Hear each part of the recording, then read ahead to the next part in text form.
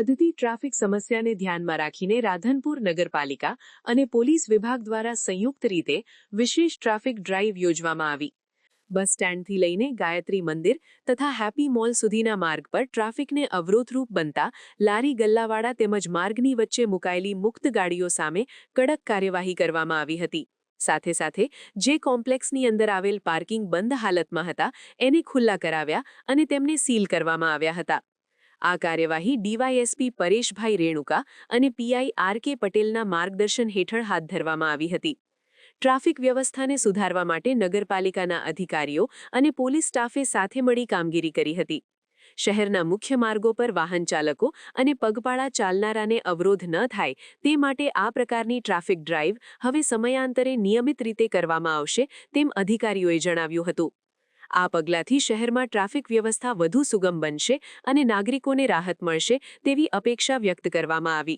રાધનપુર ટાઉનના નાગરિકો તેમજ આજુબાજુના ગામડાના મોટાભાગના લોકો શોપિંગ કરવા આવતા હોય છે। અહીંયા હોસ્પિટલની સુવિધા હોવાથી આજુબાજુના લોકો અહીંયા સારવાર માટે પણ આવતા હોય છે।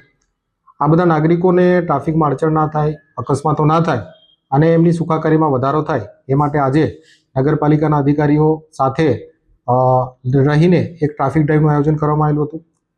આ ટ્રાફિક ડ્રાઇવ દરમિયાન ફૂટપાથ ઉપર જે બિનવારસી લારી ગલ્લા રહેલા હોય છે એમને હટાવવામાં આવેલા હતા।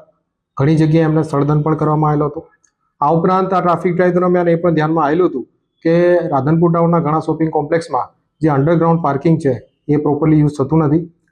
આ વાત ધ્યાનમાં આવતા આ સંચાલકો સાથે વાતચીત કરીને એમને એ પણ સૂચના કરવામાં આવેલી હતી કે આ જે અનયુઝડ પાર્કિંગ છે એનો પ્રોપરલી ઉપયોગ થાય કે જેથી જે વાહનો છે રોડ ઉપર પાર્ક થયેલા છે એ પ્રોપરલી પાર્ક થઈ શકે। સમાચારની અવનવી અપડેટ જોતા રહો નિખરતા ગુજરાત ન્યૂઝ સાથે। નિખરતા ગુજરાત ન્યૂઝને લાઇક, શેર, સબસ્ક્રાઇબ કરો અને બેલ આઇકન દબાવીને સમાચારની ઝડપી માહિતી મેળવો।